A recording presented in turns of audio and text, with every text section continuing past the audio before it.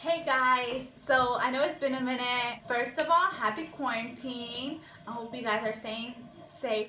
I haven't been actively doing videos because I moved houses, so with packing and unpacking, it's been kind of like, where do I find the time to, record between like working, having to like move, and then having to take care of my little one. It's kind of been hard in that department. I was like, okay, well, I have a little free time right now, so let me just go and record a video real quick. So today I'm gonna be doing basically Q&A about being a mom. If you don't already know, I have he's 18 months, which is like 1 year and a half. Oh my god, I'm one of the moms that say 18 months. His name's Mazak. One thing that being a mom has taught me is that you learn how to be selfless and you put them before yourself. So everything like I do, I always got to think about him first. Whether I'm going out with my friends or if I'm going out to the park, I got to make sure, that he's fed, he's changed, and making sure the playground is safe for him. So it's a lot of stuff. It's stressful being a mom, but overall, I would say it's, a pretty good experience. So for the first question that I have here, it says, how did you find out you were pregnant? I found out I was pregnant because I was just really tired. I was tired than the usual. And I started having all these really weird cravings. Like everything I would crave, I would throw it back up. So then something, the spark went up in my head and was like, could you be pregnant? But I was like, no, I'm probably not. Basically, I did three at-home pregnancy tests. Pregnant, or positive. And I was a little surprised. I mean, it was unexpected, but expected. Because it wasn't like I wasn't ready for it because I had, I was not protecting myself. I already knew what was bound to happen. How was my pregnancy? My pregnancy overall, I would say it was a very beautiful experience. I enjoyed being pregnant. Like, it made me very emotional. I was emotional most of the time. But other than that, I enjoyed it. Food never tasted as good as it does pregnant. Before pregnancy, I never ate onions. Every time I would get tacos, I would be like, solo con cilantro, the cebolla. But it was just like one day, I craved tacos and I told my boyfriend, babe, can we get some tacos? And make sure, like, when you get them, make sure that you order them with cilantro and cebolla. And he was like, what? You're gonna eat tacos with cebolla? And I was like, yeah. I was like, I'm kind of craving it right now. I'm not sure why, but I was craving it. The third one is, how long was your birth and how was it? My birth was 12 hours long and it was pretty good. The only thing that kind of upsetted me, so I reached 8 centimeters dilated, and then my baby's heart rate, it started going into distress. So we had to like figure out, my OB was like, well, you have two choices. You can either get the epidural, or if you have to have an emergency section, we're gonna have to put you under the anesthesia. I talked it over with my boyfriend and we were like, well, just get it, because it was getting to the point, my baby's heart rate was like in the 160s. It was getting to the point where it was getting down to the 90s. And it was because I was just moving back and forth because of the contractions that were so bad that I was just wiggling around like a worm. And I was like, okay, well, I'm gonna get it. And I got it, and literally like an hour later, I was already pushing. I pushed for about 30 minutes. What got me to got him out was my OB. She was like, okay, this is the last time we're pushing, and if not, it's C-section. Oh, heck no. I don't want to get my stomach cut up open. So I did it. And no hate or bashfulness towards the moms who have had C-sections, like, millions of respect towards you guys, because I cannot imagine having to get my stomach cut open, and then on top of that having to like take care of a baby, because taking care of a newborn is not a joke. Did you breastfeed or bottle feed? I breastfed. I breastfed till he was about 7 months, and even after a little bit, like after I stopped breastfeeding him completely, I would still have milk come out.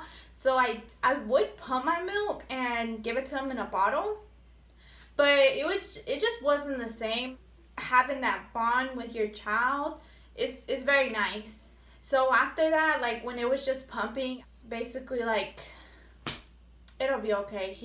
He's getting enough with the formula.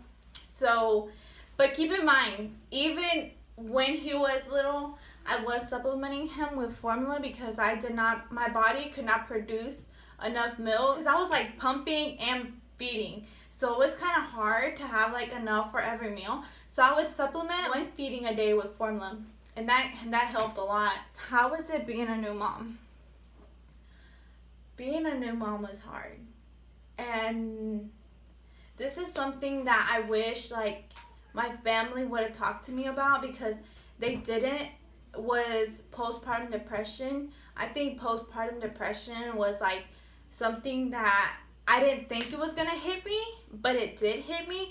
I would go have checkups on my OB, but I was never like diagnosed with it, because I never really felt comfortable to tell her like, oh, you know, like I get sad over like, you know, sometimes I cry for no reason, or like you know, stuff like that. So I was never diagnosed with it, but it was just like little things where like I would cry for like no reason. A cricket died on the floor, and I'm like sitting there bawling my eyes out, and I just didn't understand why. But eventually, like as my son started getting older, and like, you know, I was able to interact more with him, then it went away. It was hard being a first time mom and not really, I had help,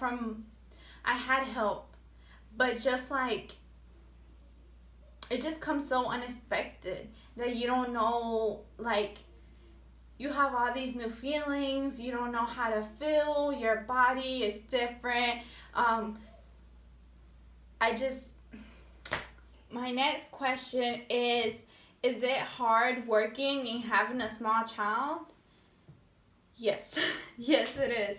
This is like one of my biggest battles that I have learned to I haven't managed it yet, I haven't mastered it, but I am working on it. And let's just say, like, you have to set up a schedule or like a routine for yourself, because if you don't, then you're just gonna be like lost in this chaos. So I work 24. I work 12-hour shifts at the hospital, and so I work 3 and I'm off 4. So it kind of comes hand in hand. I do enjoy having those 4 days off with my baby. Like, I try to enjoy it the most that I can with him, you know, doing fun stuff. Or if you don't have a good support system to help you out while you're trying to work and have a small child, or even go to school, it's like you need someone there to try and help you. With having a small child, like, and working, the thing about it is, as soon as I get out of work, I have to pick him up, and then when I pick him up, I have to like make sure he gets fed, bathed, and get him ready for bed. And then on top of that, I have to get his diaper bag ready, I have to get myself ready, I have to get whatever I need for work ready. So it's kind of like and by the time I get home working, I get home like around 7:40 or something. Actually, by the time I get home after I pick him up, it's probably like 8. And then if I start, like, you know, making him something to eat, it's already like 8:30 or 9. So as you can imagine, my time just kind of goes by like this. Our last question is, what would you tell new moms expecting their first baby? To all my new moms expecting a first baby, first of all, congratulations if you are expecting one. It is okay to ask for help. It's okay to cry. It's okay to want to go out with your friends, because don't forget, we are women bringing in a whole new life into this world. We don't know how to feel. We don't know, our bodies, they aren't working the same way that they once used to. So that by itself, it just makes it hard. Your clothes don't fit. You have stretch marks on your belly. Your legs, they're not the same size that they once used to be. And your hips, they're open. And for my C-section moms, you have a whole cut on your belly. But you know what? I think that is like the ultimate sacrifice that us as mom can do for our child, for our children. Like, we sacrifice so much just to conceive them, and that already is enough. And thank you guys so much for watching this video. I hope you guys liked it. It was kind of like my mini pregnancy story journey, whatever, the mom thing. I'm kind of just winging it at this point, because I don't really know what I'm doing, but I'm kind of just winging it. So yeah, thank you guys for watching.